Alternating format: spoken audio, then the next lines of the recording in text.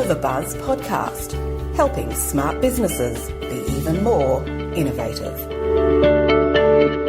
Hi, I'm Jürgen Strauss from InnovaBuzz. Welcome to episode number 61 of the InnovaBuzz podcast, designed to help smart businesses with an interest in innovation become even more innovative. In this episode, my guest is Diane Kinney, the owner of the Versatility Group and also co-author with Carrie Dils of the soon-to-be-released book World Freelancing, the No BS Survival Guide. This was a fascinating interview where we talked about a range of topics, from goal-focused solution engineering, as Diane called it, to value-adding and being a partner to your client, the great SEO myth, project management, and content generation. Diane also coined the phrase during the interview, no easy button, which I so love. So, without further ado, let's fly into the hive and get the buzz from Diane Kinney. Hi, I'm Jürgen Strauss from InnovaBuzz, and I'm really honoured to have with me today on this episode of the InnovaBuzz podcast from Sarasota in Florida, Diane Kinney, who's the owner of the Versatility Group, a boutique web design company. I'm really looking forward to this interview. Carrie Dils suggested that we get you on the podcast, Diane, so a big shout out to Carrie while we're here. And welcome to the podcast. Thank you for having me. Yeah, well, it's a privilege to have you on the InnovaBuzz podcast. Now, you've written a book with Carrie called World Freelancing, right? It's the No BS Survival Guide to starting your freelancing business, I guess. And that's going to launch soon, isn't it? Yes, 6 to 8 weeks. We're in the final stages of finishing that up. Excellent. Okay, so and we'll link to the website for that in the show notes, of course, and I look forward to hearing a little bit more about that. So before we start talking about websites and the internet and freelancing and all that kind of stuff and innovation, let's find out a bit more about you as a person and your background. So when you were a young kid, what did you want to do when you grew up? I wanted to be an artist. As in painter or? Probably. I was very into making things. When I was in 5th grade, I had designed like a coordinated shoe collection, in a sketchbook, platforms and flats and sneakers, all to the ultimate detail. And I was always really into things like that, but I was also, what they refer to as a gifted child in, the advanced courses and things. Yeah, and so there was kind of this dynamic with me growing up that, art was kind of an indulgence, and, I needed to focus on, what was the phrase they always used, maximizing your talents. Okay, yeah. I remember going through some of that with our kids anyway. So did you realise that art wasn't really a future for you, or what prompted the change? Well, I gradually, had, I just was lucky enough, to have natural gifts in academically.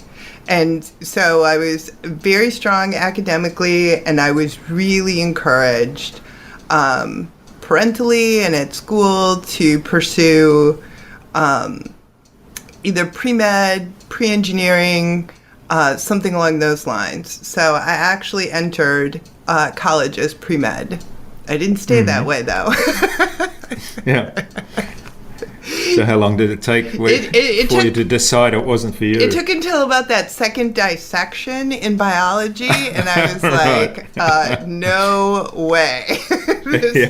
This is not something that, I can't even cut up dead things. I'm certainly not going to be, cutting into live things. So that made one thing very clear, that pre-med wasn't for me. Yeah. And I always was just, it's very easy for me to be interested in everything. So, you can kind of put something out there, and it can be more on the, liberal arts side, writing, and I thoroughly enjoy that. And it can be, more on the complex engineering and mathematics side, and I thoroughly enjoy that. So I did not have a clear, beacon or calling.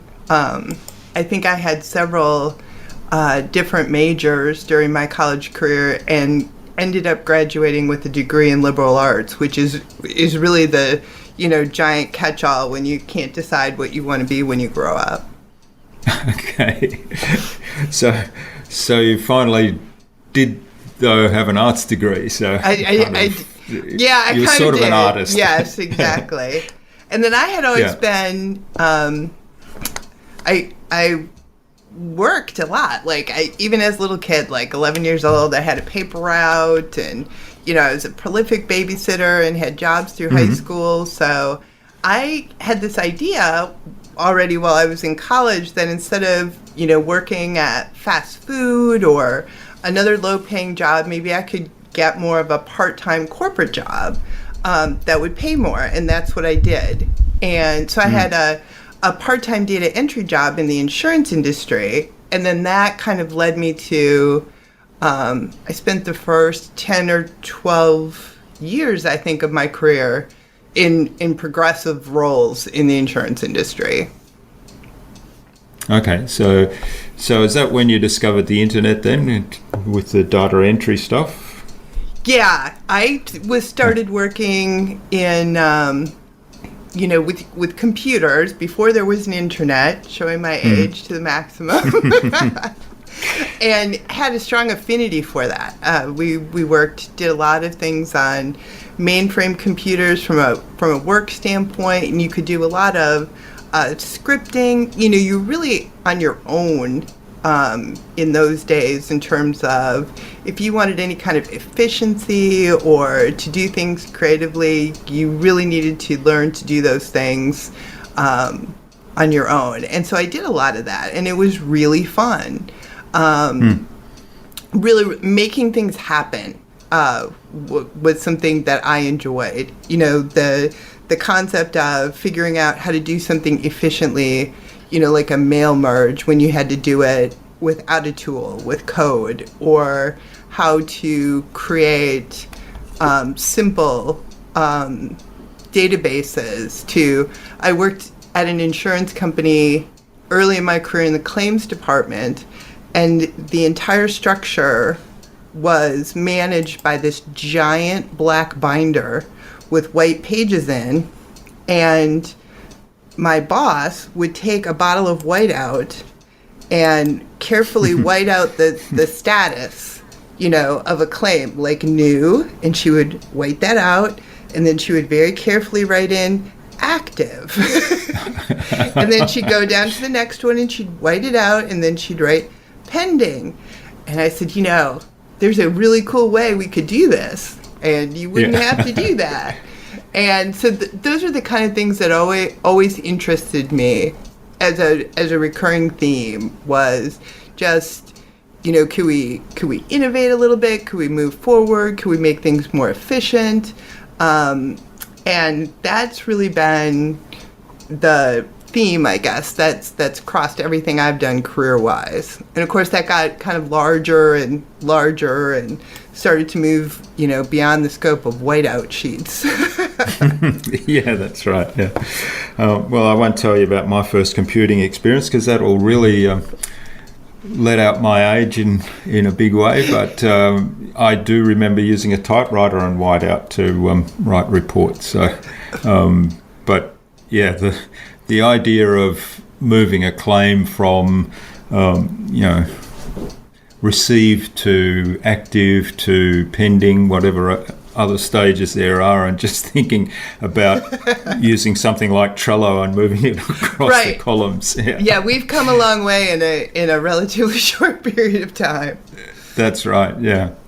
So the Versatility Group that you head up, that's been going about 13 years, right? I think we're probably closer to 17 or 18 at this point. Oh, okay. Yeah. Yeah. I was It's just been going a off while. your website. So, yeah. Yeah, So the website's probably a little out of date. okay. Yeah. So is that, was that your first sort of foray into your own business? It really was. I spent most of my career in the first part of my career moving up in the insurance industry from, a part-time, data entry to I became the VP of operations for a large publicly traded insurance company, and then a VP of application development for that same insurance company. And those were very interesting and successful ventures. But an interesting thing happens in corporate jobs. The higher that you move in the organization, and especially as you near the very top, the work becomes very abstract. So yeah. I had gotten to a point where I didn't necessarily work in a hands-on way. I spent most of my time doing budget forecasting, performance reviews, and personnel development, and these really much more abstract concepts, which is enjoyable for a while, but I had a strong desire to I really like to be hands-on to some degree. I don't ever want to be so removed that I can't look at code and know what it does, or really understand, actively what's happening in the principles of design or user interface. I just like to do things. So that kind of coincided with the .com mania that was going on here in Silicon Valley, and I had a friend out there who said, you should come out here and do this with me. And I was like, okay. Why not, just pick up sticks and go to California and be a .com consultant for a while. And so I was fortunate in that I was working with a company that was successfully sold it was a women's financial network that was sold to a brokerage in New York. So it was one of the more successful .com pathways. They didn't go bust. And so that was a really neat experience. And so that kind of convinced me that maybe I could, we didn't so much think of it as freelancing or necessarily owning your own business at that time. It was really more of a consulting role where companies would, bring you in for your expertise to solve a particular problem that they were having. Maybe a development project was stalled, or they didn't have the best project management practices. So I kind of started out that way as a consultant. And I had traveled pretty heavily and had a young daughter during this .com, the end of my corporate career, the .com, and still as a consultant. And so I was really kind of tired and wanted to see if I could make a go of staying a little bit more in one place and working in that model. And so that's really, was the beginning of the Versatility Group, and the idea that I had an unusual background with my corporate experience, and could I, apply that to website projects and marketing initiatives, maybe on a slightly more modest scale than, working with household name companies. And so that's what I did. Yeah, it's fascinating. It's an interesting journey. It sort of reminds me a little bit of my own journey, but I listened to a podcast that you did a little while ago, and it was interesting because I thought I need to ask you about this. So you've written a book with Carrie called World Freelancing, but on this podcast, and you've just prompted that now because you're talking about being a consultant, you said, I don't like the word freelancing. Really, we should be more consultants, and also you went on to talk about adding more value to a client when you're doing web design. Absolutely. I do not care for the word freelancing at all unless that's what you really intend. I think freelancing has a very specific meaning, and I think if we're honest about it, the history of the word, is someone who does not have a relationship. You're a freelancer, so you're going to come free in to do what you want, right? Yeah. You're going to look at a very specific thing in a very defined way. Here's a piece of code that needs to be written, or a function that needs to be accomplished, and then you're going to leave, which is a model. But I don't think it's the model that most people who call themselves freelancers aspire to. They really are talking about building a business and a reputation and adding value. And there's also a lot of conversation, about race to the bottom and pricing friction, and positioning yourself is part of that issue. If you self-identify as a freelancer, just a hired gun who's going to be coming on, that doesn't open the door for conversations about how you can be a strategic partner to a client, or, just the word consultant and the word freelancer have different implied meanings to people. So we went ahead and named our book Freelancing because it was a considered decision, because that's the word people use. But part of my mission is to help move them away from that word if what they want to do is something more sustainable and more value-oriented. Okay, well, that sounds interesting. I'd look forward to reading the book now.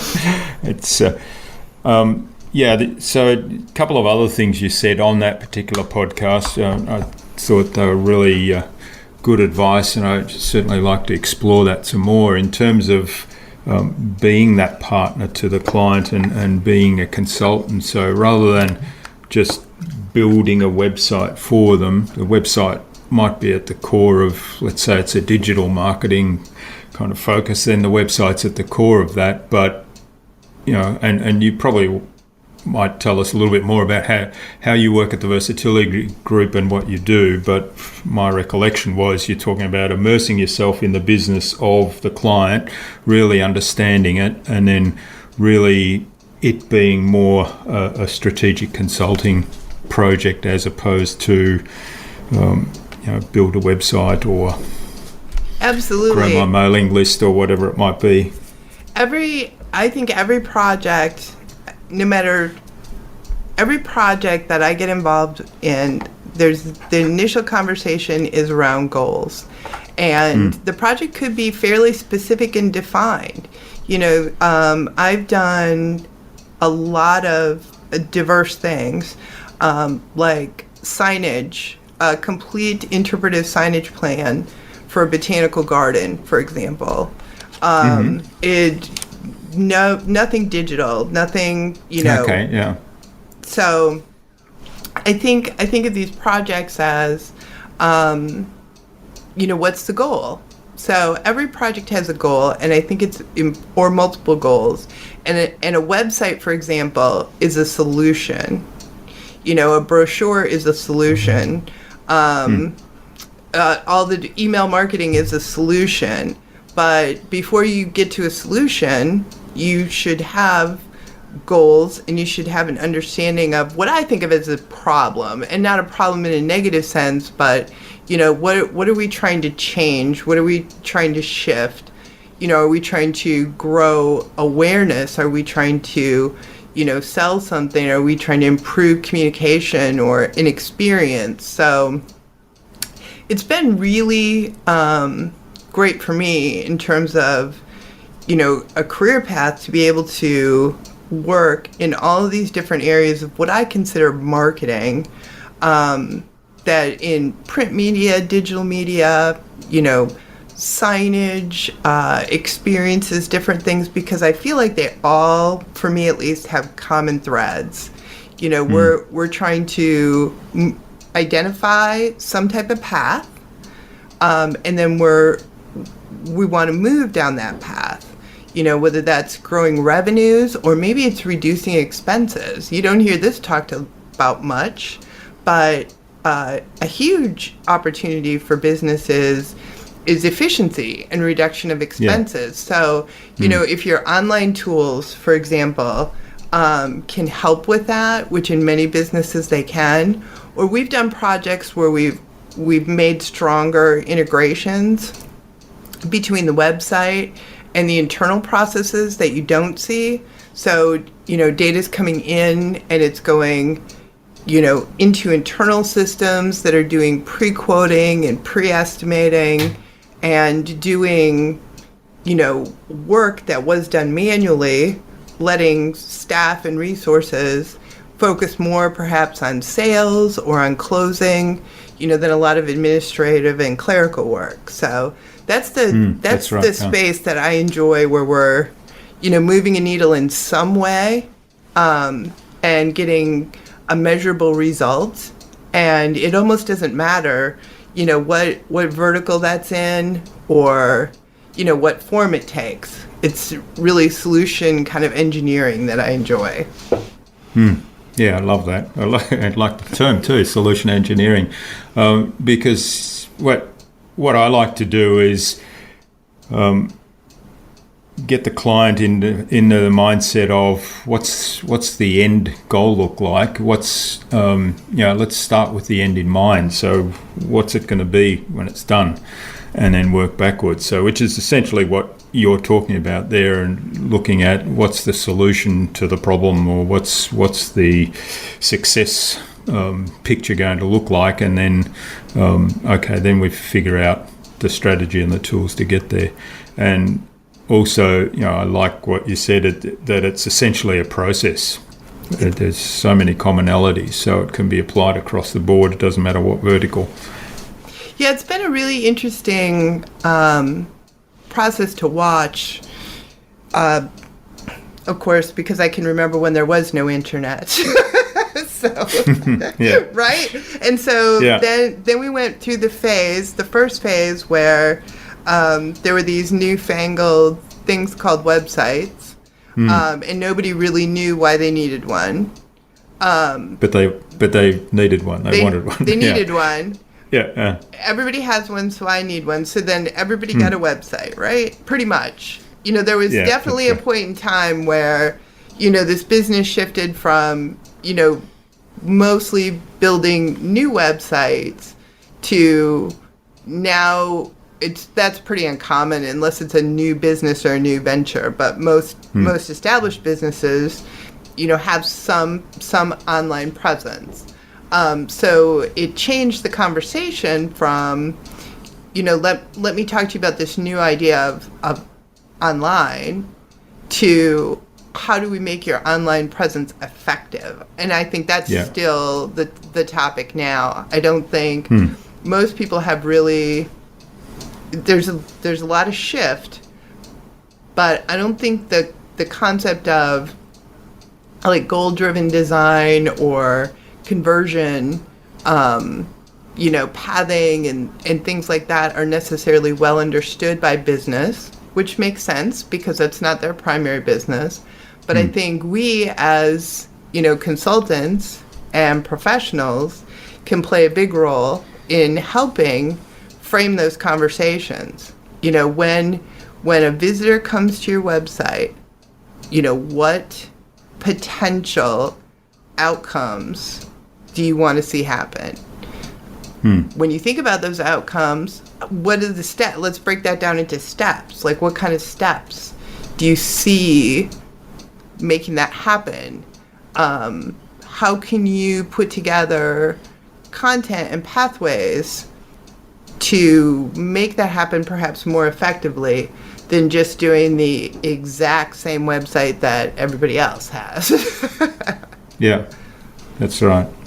And it's interesting because you said earlier that years back, everybody just wanted a website and they weren't even sure what it was going to do for them. I remember when I first started my business, and I happened to have really bad timing because it was at the time when the global financial crisis hit, and a lot of businesses were really cutting back on their spend. And so I was trying to pitch based on my corporate experience, consultancy around a lot of the things you've been talking about, and usually I would get the response, we're putting those sort of initiatives on hold right now. We're cutting back our costs. Got to see if we can ride out this crisis and so on. And then they'd always add at the end of that, they'd say, but we don't have a website yet. Do you think you could do a website? And that was before I'd done some websites, but that wasn't what I intended to do in the business. And then suddenly I realized that people were cutting back on costs on all the things that were probably important and going to have an impact on them. But this thing called a website that they didn't understand, they didn't know what it was going to do for their business. They were quite prepared to spend money on that. Exactly. So I thought, all right, well, I'll build you a website. And that was my entree into doing all the things that I really wanted to do for them, and which was, around delivering them more clients as the final end result. And so that's what the website became. And that's been my experience as well. The website seems to act as a bit of a even in large organizations where you have disparate departments and differing budgets and initiatives kind of conflict from a strategic standpoint, they still will come together, not necessarily easily, but they still will come together, around their visible public presence. So it is a great tool to focus on. A lot of times you think it would be halfway or further down strategic planning, but starting with that, okay, we can, as long as we're starting somewhere. And we can work backwards, we can work forwards from there, we can look at integrations, we can look at, lead generation, as long as we start somewhere. So that's been my experience as well. Yeah, it's fascinating. And I also heard you talking, may have been on the same podcast, about SEO, and you are certainly debunking that myth. And I think I wrote an article or a blog post, probably must be going back 3 or 4 years now, and I just got so frustrated one day about everybody. I'm not on page one. I'm not number one on Google. I want to be can't you do something? And so I wrote this article and I said, well, you've got to do something. And there's no magic bullet, and here's what you do. You've got to have a website and you've got to be talking to the right audience. And it's fascinating to me because even today I still get those requests, or I get somebody come to me and say, oh, I've just hit number one on Google. And my response is usually, well, congratulations. Does it make any difference, or does it get you any business? Or I'll get 20 or so emails a week saying, well, we found your website, we really like your website, but we noticed you're not number one on Google. And I said, well, I am actually, for the keyword I'm ranking for and for my target audience. What were you looking at? I know. It's the most frustrating, set of beliefs, right? You have this cycle that's perpetuated, by these, I think of them as predatory businesses, right? Yeah. It's, give us a couple $100 a month and we're going to make you number one on Google. And it's like, it's the most ridiculous, premise. It's impossible. It makes no sense, but yet people buy into this over and over again. And there is some movement. In some conversations I have, there's a greater understanding the beginning of it, but there is still that number one on Google. Here's a list of words I want to be number one on Google for. Well, this is a problem from so many directions. So you want to be number one on Google for these words, and then what next? What next? So a person types that word, theoretically, into a search engine. Hopefully, if you're a local business, which in many cases there is localization, that they're actually proximate to you, and they land on this page about maybe, let's say, your IT services that you offer, networking and phone systems, so it's kind of a regional thing. So what happens next? The entire thought process with that whole thing stops with, I want to be number one on Google. And I'm not even sure sometimes that they think about what happens, that the person's going to bring up a page on their website. It's just, I want to be number one on Google. It's like, and so what is your plan after that? Do you want them to join your mailing list? Do you want them to request a proposal? Do you want them to read more about your company? Do you want them to review the services that you offer? And I always start to go down this, conversational path. And, I often get kind of that open mouth response, like, I'm supposed to choose or figure? Yes, you are. Yeah. You are supposed to make a plan. I tell this story, and it dawned on me when this happened to me. It was a few years ago that this is a great metaphor. I was buying some jeans and went into one of these big department stores and had a look around. Found a pair that I liked. Went and tried them on. They fitted beautifully, so I thought that's good. And then I came back out, thought I'll buy those. And there was nobody around in the store. Right. And there were no signs to indicate where the cash registers were. I couldn't see anything, where you buy them or anything. And in the end, I just gave up in frustration, put the jeans back on the shelf and walked back out. So I tell people that story and I say, that's what happens with 80% or probably 90% of websites. People find them. They're looking for something, they get there, and then they want to do something on that website, but they can't work out how to do it. It's not made easy for them, so they leave and they go somewhere else. Exactly. And so if you think about, okay, I was number one on Google, so somebody found my little my department store and went in and tried the jeans on, but then they left because I didn't make it easy for them to buy them. And that even. One of the things that I think is so powerful for people to do is the single biggest flaw is you're so close in to your own business, you lose complete perspective, right?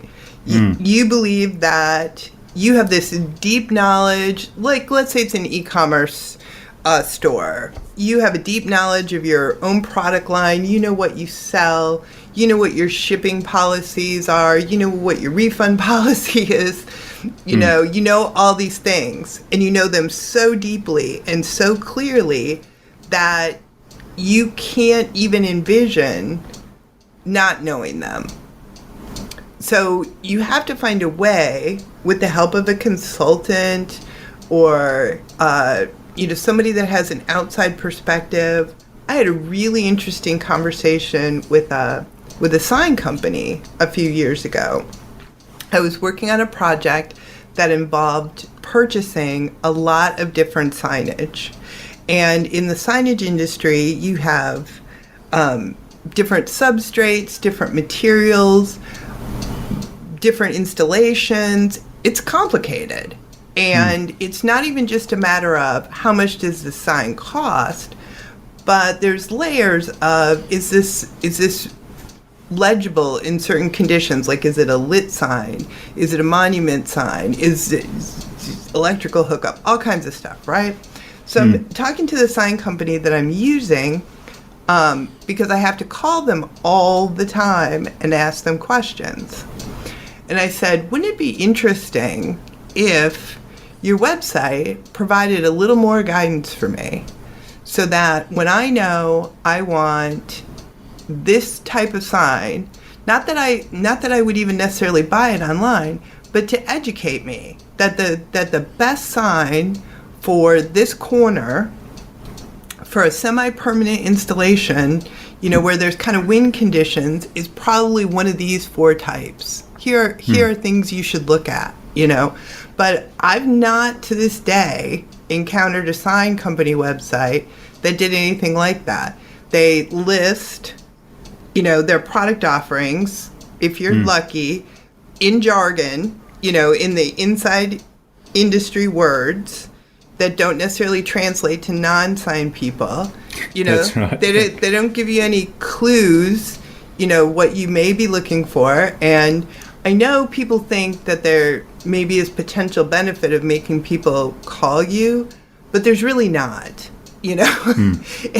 I would happily, be able to get twice as far with my work or my choices because you've helped me, and then ultimately place an order with you. Forcing me to call you so you can, sell me, or follow up with me, that's not a modern relationship. That's not the kind of relationship I want to have with you as a vendor. I want to give you business, but I want it to work on, my terms and what works for me, not what works for you. And I don't think there's enough of that thought process. I feel like many business owners that I talk to are very close to their business, insider lingo, and think about how they want to do business with customers, not how customers want to do business with them. That's great advice. And I think, the idea of having essentially all the information that, customers may ask questions of a business, having that easily found on the website is a very powerful tool. Not only does it kind of establish a relationship, it positions you. You talked about positioning earlier, so it positions that sign company as the authority in their field, and it educates their client. So they're not trying to sell them; they're trying to give them the best solution, and it saves time as well because the people on the phone answering the questions, they're probably answering the same question day in, day out. Absolutely. The same questions day in, day out. So they can, the questions can be answered on the website, positioning the business as an authority, positioning them as being the most helpful, sign company that's on the internet. And then people will phone up when they're ready to buy, so that the whole focus of the time and energy that people taking phone calls there can be spent on actually building the relationships and making the sale and making sure that the decision kind of deliver a good solution. Exactly, the decision to do business with someone isn't based on someone like knocking you with a mallet into doing it, like we're just gonna hammer you into buying our signs. It's like bring people to you, give them service, and that idea of be a partner. When you want to think about long-term relationships with anybody, anybody that's in a service type business, it could be a plumber, it could be a roofer, it could be a sign vendor, there are very few things that you only use once in life, and there are very few things that you're not asked for recommendation by, friends or family or other people. So, being of service and being a relationship type vendor is a really, really important thing to think about. And then really, how do you translate that, in a digital world? It can be done.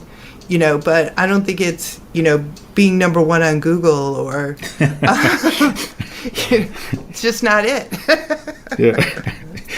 I was just about to go back there and saying it's kind of a big contrast, isn't it? And also, I read all these emails that I tend to get, and I say, well, you obviously haven't done any research because, they're not even speaking to what do you want to rank for, Right, exactly. And maybe I want to rank for websites that dominate the world. I'm never going to rank number one on that.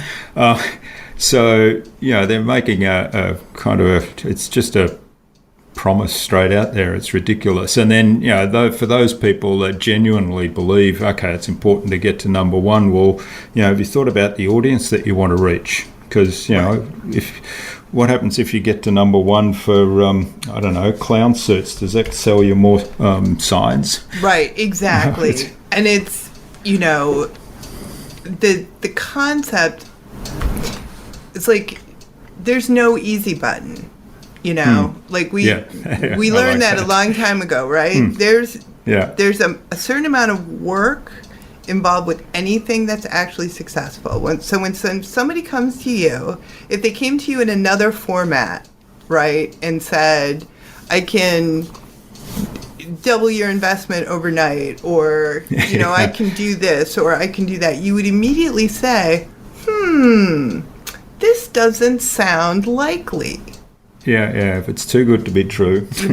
Maybe you need to say to yourself, getting a random email from someone, and boy, does that take you down a bad path? Because at the best case, you're wasting money, but at the worst case, you may be, giving access to your website to, somebody who really, just shouldn't be making those kinds of changes. Or, we saw a lot of those backlink penalty things. And so I think it's a huge, it's just a huge issue. I've seen people, clients wooed away by this, $500 a month, and we'll put you number one on Google, or actually we'll just destroy your website for you and move on. Yeah, well, this is fascinating stuff, so you also said somewhere that, you're talking about project management, and I do have a question in the buzz around this, but I really liked what you said here, and it's like that a lot of the times, and I guess this is true not only of project management, that we talk, maybe SEO is an example of that, we talk about a tool. So, for project management, is it Teamwork or Asana or Trello? But it's actually a process. So until we get the process right, the tool is pretty useless. Absolutely. And I really like that philosophy. I think that's probably as another message that I would like to, really work on this year. I see this happen over and over again, where there's so many conversations about project management, and the immediate response is, what do you use? I use. Yeah. What do you use? I use. Yeah. And completely irrelevant. You can project manage virtually anything with any kind of tool, and it's really a matter of looking at your. Are you looking at this? Is it a business process, that you're focusing on? Because there's a lot of different models, right? You might be a web development agency, or you might be a kind of a, new media company, right? That's creating training courses and different things, which is a completely different, potentially, series of steps and tasks. But they all are going to have themes in common. And from a project management perspective, I would be more inclined to look at things like what are the volume of tasks that you're managing over what period of time, what type of resources are involved. Are they all, is it a small team that's all internal to a company? Is it a diverse team of like core and contractors type models? So you really need to start, at the beginning and think about, also, is this a one-off? I need to, start a company, say that's a project, but that company is only starting for a certain period of time. At some point you move from starting to a sustainable operation. And it's operations management at that point. It's not finding real estate. It's not, wiring up, internet and networking anymore. So there's, you really need to think about, what are you trying to accomplish? what kind of systems do you want to put in place, short-term, long-term. They're finding a tool that's going to work well for you and the team as a whole. But I really think we overemphasize the tools. I think you could, get to a good result with almost any tool that's out there today. Some might be more enjoyable than others, but that is not the key thing to focus on. And also, if you get the process the way it works for you, and I'm trying to avoid using the word right because there's no right way. It's a process that will work for certain situations or certain people or certain teams. Then once you have a certain process, then there might be a tool that is better suited to that process than another tool. So it's kind of, a lot of people choose the tool and then kind of try and figure out a process rather than the other way around. And I think it's really important to document and work through your processes independently of tools, because you may change tools at some point. Tools might go away. But if your intention is to be a sustainable organization, no matter what size, there really should be documents. Even if it's a one-person undertaking, how much easier is it to pull up your checklist that you use for example, like this podcast, that there's a series of steps you go through, religiously. You don't rethink them every time. What, you've done it for a while, what the best way to do it is, what's most efficient, and you write that down, and then you follow that process. And once you make things efficient and repeatable and you have them captured somewhere, and the beauty of capturing them, I think, is, I only have so many brain cells to go around, it's like, how much easier is it for me to just, pick up a list I did and say, oh yeah, Diane, follow this list, than, wait, what did I don't remember exactly, what I did to do this. But the other beauty of that is that can be shared, so it can be shared with a partner, it can be shared with a VA, it can be shared with a contractor. It just is one of the things that, as a sign of a business that is getting mature and sustainable, are systems and processes, I think. Okay, that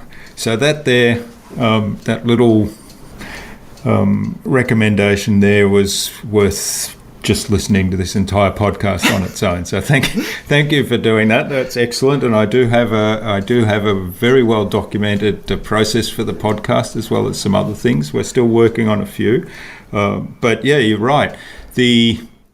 One of the things I like to say, and you were talking earlier about being an artist and being creative and liking to build things, that requires some thought and brain cells, as you put it. So if those brain cells are cluttered up with having to remember how to do repetitive tasks and repetitive processes, then you're not going to have them available for being creative and making things. So absolutely. Makes things a lot more fun as well. And like you say, it can be given to other people. So that's just great advice. All right. So in terms of the Versatility Group, is there what are the biggest challenges you face within your own business internally? I think the classic challenge is probably content on projects. And it's not even, this is a topic that fascinates me, because I wonder if we'll actually ever get to a solution. I'm starting to think maybe not, because I've been doing this for a while, and it's been an interesting arc. In the beginning, of course, with those early websites, a lot of them were fairly light on content, and now as media has become richer, content's deeper, if you want to be optimized for search engines, there's some thought process on that. And I think the single most challenging thing I think it's more prevalent on small and medium-sized projects, possibly, than larger projects. Larger projects have different challenges. But I still think it's very, very hard for customers, even when told content is a lot of work. It's going to take you a considerable amount of time to pull your content together. And there's solutions, right? A lot of times you'll hear people say, well, if you hired a copywriter, well, a copywriter doesn't necessarily know anything about the business. That's right. And can't help shape at least that, that initial. So this is one of the things that I think is I'm building more and more time into projects for kind of content consulting, because I always have conversations where people are like, no problem. That is not a problem. I mean, because a few years ago I became very straightforward about this. We can, yes, do this project in X time, but you will not have your content done in that time. Oh, we will. We will. No, you won't. I know you believe you will, but you won't. Because you've got a business to run and you've already got a full-time job. Yeah, that's right. And it is not realistic, and it sounds simpler than it is. So I would like to figure out some new ideas in this area. I hear the same thing, and I've been guilty in the past of saying the same thing over and over, like you need to get all the content before the project starts. I don't think that is necessarily valid. You need some amount of content before the project starts, hopefully, because you need some baselines. But I'm a big believer in designing content. So if I don't know what your content is, or you dump it all into an empty shell of a website that I've already built, or a lot of the models that we use today aren't great. They're not great, and I'm working on experimenting with keeping things a little bit looser, getting some content in, doing some design in the browser, so people can see the potential of what could be. And there's probably more content work that needs to come after that. And so this is probably my biggest area of challenge and interest is, how can you cost effectively, without driving yourself crazy, do the best possible job in supporting clients with their content. Yeah, well, I was just kept nodding while you were saying that, because that's definitely my experience as well. Content is always the thing that holds up the website build, and like you say, clients will say, oh yeah, if you can do the website in 4 or 6 weeks, we'll have the content ready for you. Right. Hang on, there's about 15-20 pages of stuff here. So yeah, I've been doing experiments around that too, and like you, I haven't really come across a solution yet. What we're doing at the moment, and with mixed results, is we very early on in a website project, we run content sessions, so content strategy sessions, and I'm trying to refine the questions I ask. So essentially I've got probably 2 hours worth of questions, and I interview the client or the clients and record that, and then we kind of cut and mix and match. So my thinking there is that, and one of the downsides of using a copywriter is that even if they capture, or if they understand the business, if they take the time to understand the business, and then it sounds, what they're writing sounds like they know the business as well. They don't really capture the voice of that business, or the business owner, or they don't capture their character. And I think the website should be really a reflection of the culture and the character and the personality of that business. Very much so. And I think the other challenge is that the copywriter kind of answer doesn't solve is, as you elicit ideas around content, there are a lot of different forms, even visually, content can take. So grid or cards versus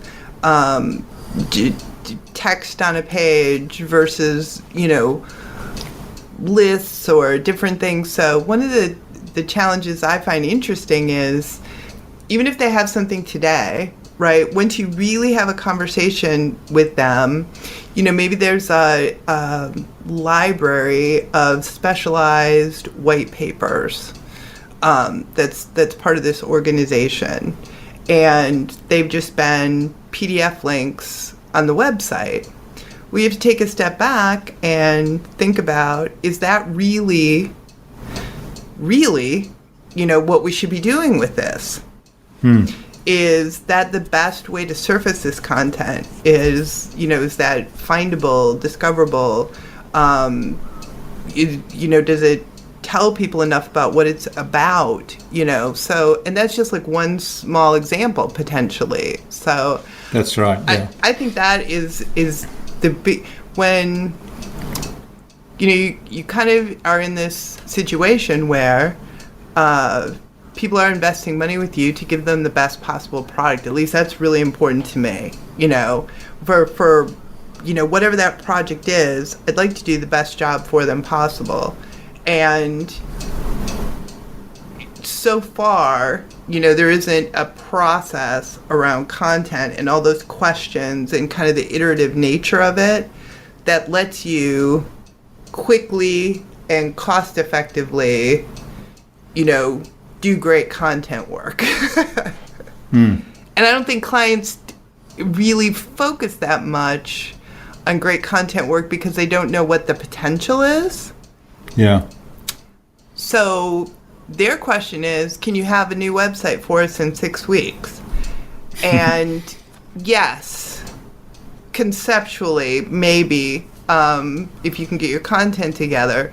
But even that type of thinking doesn't necessarily account for potential, what really could be, if you were looking for maybe best outcome and not fastest. So I think that's just a very interesting entire topic to see what we can do and innovate in that space, and ease a lot of the pain today on both sides. The web shops of the world are like, oh, content, and the clients are like, oh, my web developer. It's like, but this friction exists, kind of for a reason that's, neither party's exact fault. It's a kind of a process and innovation problem. That's right. Well, that's a fascinating discussion, and I'm sure it's something that I'd love to follow up with you at some point, but I'm looking at the clock here, and I think, I've really enjoyed this discussion, but I think it's time we moved on to the Buzz, which is our innovation round, and it's designed to help our audience who are innovators and leaders in their field with some tips from your experience. So I've got 5 questions that I'm going to ask, and hopefully we'll get some really insightful answers from you that'll inspire people to go away and do something awesome as a result. So first one, what's the number one thing anyone needs to do to be more innovative? Systems and processes. So you can move your brain from repetitive busy work to innovation. I love it. Yes, that's great advice. Okay, what's the best thing you've done to develop new ideas or new products? Get away from my desk.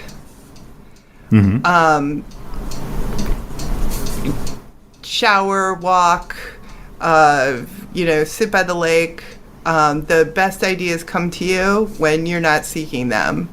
I've tried many times to, think of something, and it's just really moving away from your work environment makes you far more creative.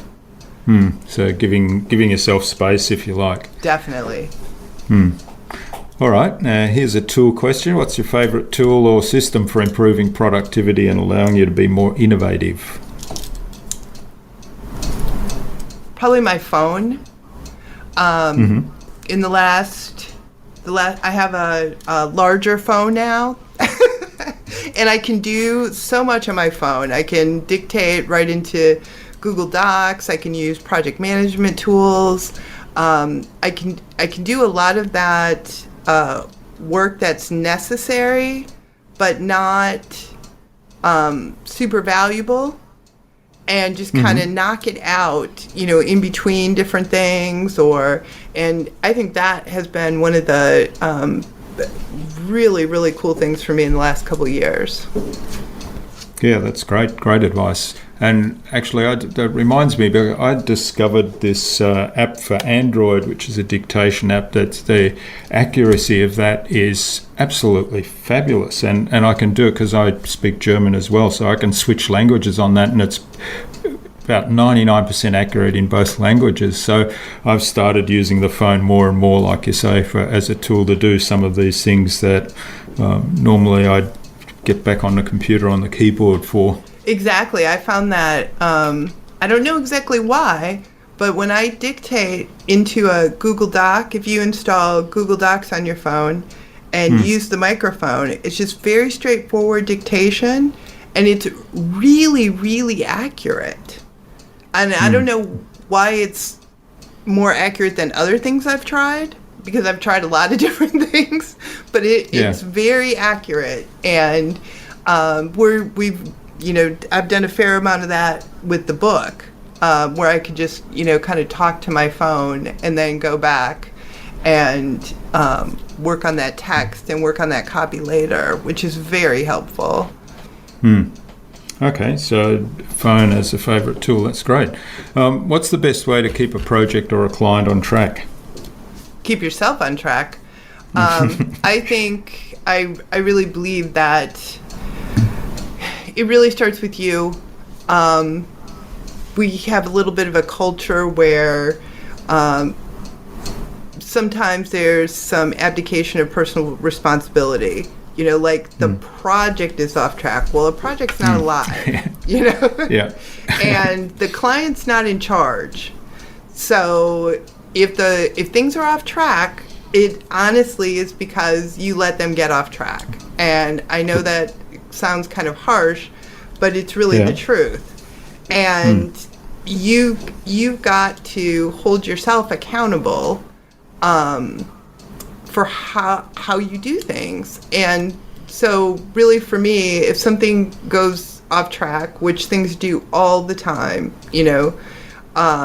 it's really a matter of looking at the situation and not beating yourself up, but saying, what could I do differently to be more proactive about this? And that might be in your proposals, your contracts, your day-to-day communication, how you onboard people, how you set expectations. But the single biggest way to keep improving is to be really honest with yourself, and not, blame the client or, abstract entity. Oh, this project is driving me crazy. It's like, the project's not a sentient being.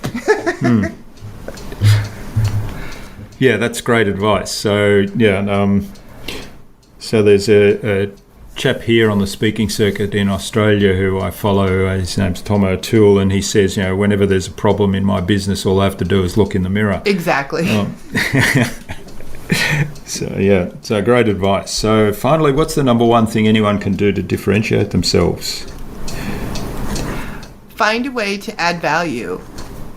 If you can, and value can mean different things in different industries and to different people, but if you give more than you take, And I think that applies in many, many different ways. So let's say you are on a project and the project has a price and it has a very defined scope. I'm not suggesting that you allow, scope creep or unmanaged changes, but if you can give more than you take, a little bit more than you got paid for, if you can share your knowledge with peers, if you can speak, you can teach. I just believe that a culture of giving in every area will reward you handsomely in the long run. If you take an attitude that's very, nitpicky and what have you done for me lately, and I'm not going to help you if you don't, help me, and I think take an attitude of giving and always, try to leave a situation better than you started. Yeah, that's great advice, and I love the whole, it's a whole cultural thing that pervades, the individual and the organisation they're in. So it's a case of really, being of service and having a service mentality. Of service is the perfect phrase. All right. So, what's the future for you then, and for Validity Coaching? Well, it's going to be an interesting year. We're finishing the book. I've got a couple big projects on deck for Versatility this year that I'm excited about, and I'm working on a not website company undertaking, kind of getting back to some of my art roots perhaps, and launching maybe something new. Early days, yeah. But I'm very excited about doing something tangible products. So we'll see what happens there. We'll keep a lookout for that then, yeah. All right, so what's the number one piece of advice you'd give to any business owner who wants to be a leader in their field and a leader in innovation? Be generous. Be generous. Because if you will help other people and be of service, as you said, other people will help you. They will share their ideas. They'll share their techniques. They'll support you when you need support. And being a supported, well-networked, well-thought-of individual will allow you to be your best self. That's great advice. Yeah. So helping others, and again, there's that philosophy of servant's heart or servant's mentality, I call it. Yeah. So thank you, Diane. This has been really great. I've really enjoyed this. I've learnt a lot, and I always love these podcasts because I say it's like a masterclass for me. So where can people reach out and say thank you for what you've shared with us today? You can always find me on Twitter, D. Kinney. Our company website's the Versatility Group. I've got a personal site at dianekinney.com that I'm working on. You can drop me a note there if you like. So I'm very findable. Okay, and we'll have links to all of those in the show notes as well. So finally then, who would you like me to interview on a future InnovaBuzz podcast, and why? I would like you to interview Brian Krogsgaard, who is the publisher of something called Post Status, which is a news and community that he's built around the WordPress space. And I think it's very innovative, and it's been very successful. So the idea that you could, build a business around a super, niche product, really like WordPress, and make that into a successful business, I think is fascinating. And Brian is a really smart guy, so you'll like him a lot. Yeah, I've listened to some of his podcasts, so he is really good. So Brian, look out for an invitation from us for the InnovaBuzz podcast, courtesy of Diane Kinney. So thanks so much, Diane, for sharing your time and your insights with us on the podcast today so generously. I've really enjoyed this, and I wish you all the best for the future of the Versatility Group, for the launch of the Real World Freelancing book, and also for that other new initiative that you hinted at. So all the best for that, and let's keep in touch. Thank you so much for having me.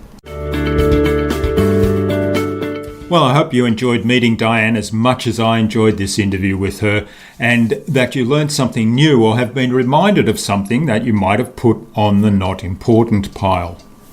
All the show notes for this episode will be at innovabiz.com.au/Diane Kinney. That is DianeKinney. All lowercase, all one word, Diane with one N and Kinney with two N's. innovabiz.com.au/Diane Kinney.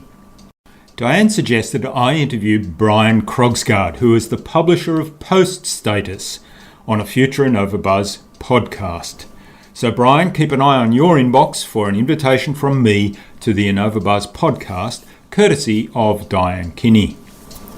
Thank you to my audience for listening. Pop on over to iTunes or Stitcher or Pocket Casts and subscribe so you'll never miss a future episode. While you're there, you might leave us a review, because not only do reviews help us get found and your feedback helps us to improve, but it also helps to share this information with a bigger audience, and I think it's really worth doing with wonderful interviews like we've had today.